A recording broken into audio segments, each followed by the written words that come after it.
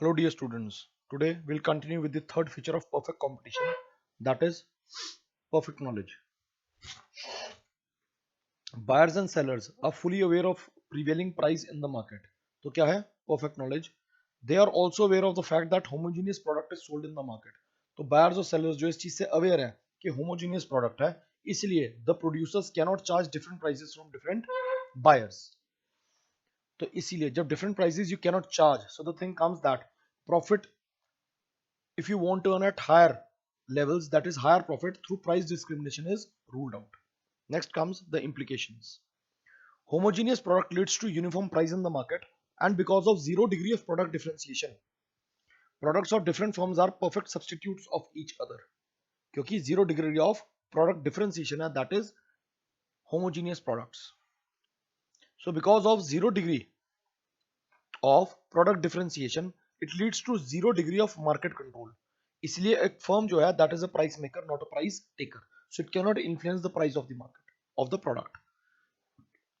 And because of zero degree of market control, the product price remains to be minimum, and it is determined by the free play of market forces of demand and supply. Next comes independent decision making.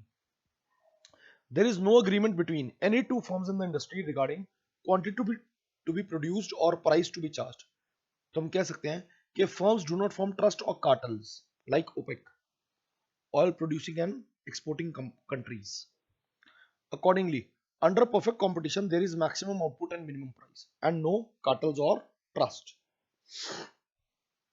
Freedom of entry and exit.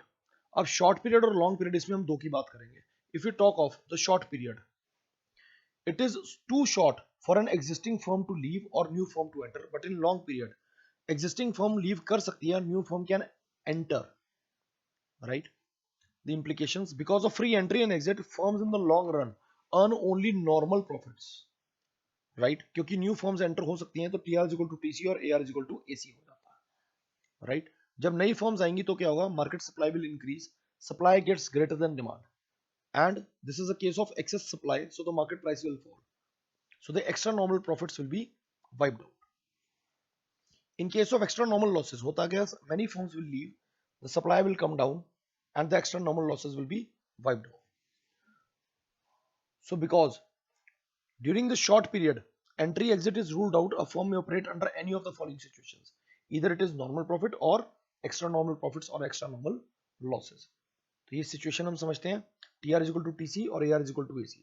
TR is greater than TC or AR is greater than AC, and TR is less than TC or AR is less than AC. So thank you students. Rest of the features will continue in the next lecture. Take care.